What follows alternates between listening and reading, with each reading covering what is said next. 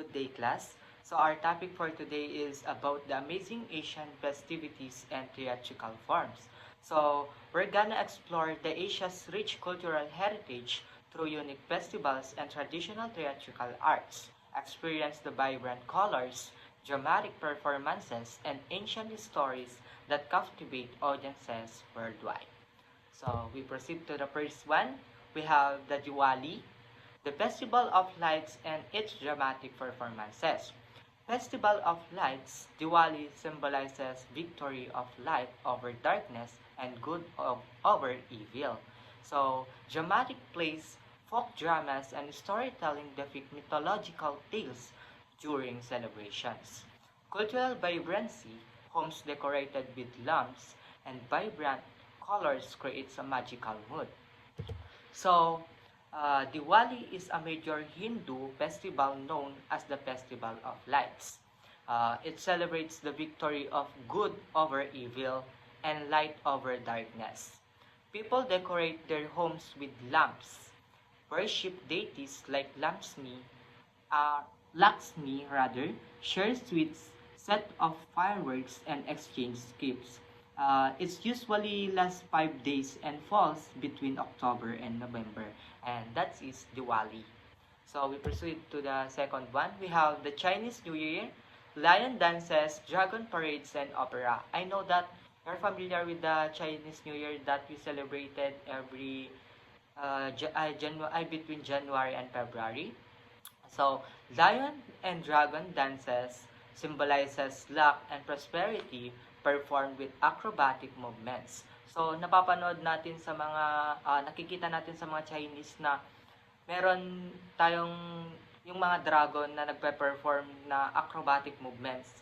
So, yan yung isa sa mga sinaselebrate nila kasi one of signs na lucky yung mga dragons. And alam naman natin na favorite ng mga Chinese ang red kasi nagbibigay daw sa kanila ng luck. So, we proceed to traditional opera, colorful costumes, and must tell ancient stories of heroism. Parade festivities, dragons win through streets amid fireworks and cheering crowds. So, we have Chinese New Year is a major festival marking the start of the lunar calendar, usually celebrated between January and February. And it involves family gatherings, special meals, red decoration, fireworks, and tradition for good luck. Each year is linked to a zodiac animal, and the celebration lasts 15 days, ending with the Lantern Festivals. So, napapansin o nababalita natin na like every year may like I really don't know na basta meron yung pinapaniwalaan ng mga Chinese na lucky daw yung ganto na color, lucky daw yung ganto na zodiac sign, lucky din yung ganto na animal. So, may kanya-kanya silang paniniwala when it comes to their festival about that. And we have the beauty of no theater, mass movement, and ancient stories. The beauty of no theater lies in its elegant blends of mass, slow movements, and storytelling rooted in ancient Japanese tradition. Mass, no actors were carefully crafted mass to portray different characters like gods, ghosts, women, or demons, allowing subtle shifts in emotion through slight tilts of the head and lighting. And we have the movements. Every gesture in No is symbolic, stylized, and deliberate, emphasizing grace and control rather than realism. Movements are slow and refined, creating dreamlike atmosphere. Ancient narratives is stories often involve spirits, gods, and historic legends. So that is the beauty of No theater. Dito, ito yung may mass sila, tapos yung movement sila, which is pinoportray nila yung mga emotions like ghosts, women, and etc. So, we proceed to Kabuki, elaborate costumes, makeup, and dynamic performances. Costume, lavish robes, and intricate design makes it a striking visual impact. When it comes to makeup, unique facial paints patterns indicate character traits and emotions. Energetic acting, dynamic gestures, and vocal expressions captivate the audience.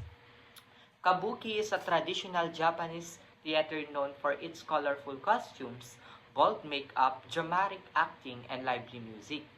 Male actors play all roles and performance and often tell historical or moral stories with exaggerated movements and expressions. So we have the Songkran Water Festival celebration and traditional dance. So I think you're familiar with Songkran. Ito yung mga parang nagbabarilan sila ng tubig doon sa Thailand. Nagkakalat to sa lately lang na nangyari to. So water splashing, cleansing ritual symbolizing renewal and blessings. Traditional dance, graceful cultural dances performed during the festival days. And community gathering, families and friends celebrate together in joyous festivity. Songkran is Thailand's New Year festival, celebrated from April 13 to 15 with water splashing to wash away bad luck. So, yung pagbuhos daw nila ng mga tubig ay parang nakakatanggal daw ng malas sa kanila. So, it includes temple visit, cleaning homes, and honoring elders, combining tradition with fun and festive water fights. So, we have the Teyam, a ritualistic dance drama for Kerala, India. Divine transformation, performers embody gods and ancestral spirits through dance. Vibrant costumes, bright colors, and intricate designs evoke otherworldly beings. Community blessings rituals aims to bring prosperity and protection to village. Teyam is a ritualistic performance from Kerala, India, where performers dress in elaborate costume and makeup, embody deities and spirits through dance and music. It is a spiritual tradition that blends worship, art, and culture. So, ito yung ritual nila na ay sumasayaw sila pero parang may portray nila yung isang gods nila. Something ganun yun. Tapos, now, comparing Asian festive and theatrical elements. Common features, strong symbolism in costumes and rituals, community participation creates bonding, ancient stories shape performances. So, na lahat naman sila is ng pinag-usapan natin kanina, may combination of the rituals or paniniwala, and also it creates bond to their family and friends, and also it shapes performances in each festive of the Asias. So diverse expression from Diwali's light dramas to Teyam's favorite dances, contrast of slow, no, and energetic kabuki theater, water play, Songkran adds unique celebratory fun. So, Asian festivals, to sum up, Asian festivals and theatrical performances blend celebration, spirituality, and art in unique ways.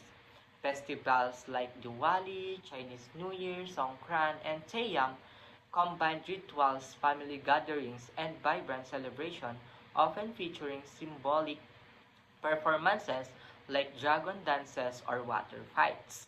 Theatrical traditions like No and Kabuki focus on storytelling through mass, gestures, and dramatic expression, with No being minimalist and Kabuki more energetic. Both types of events emphasize symbolism, cultural significance, and spiritual connections. And that's all, guys. So, I hope that you have learned something today. So, next meeting, please prepare, be ready for a short quiz. And that's all. Good day.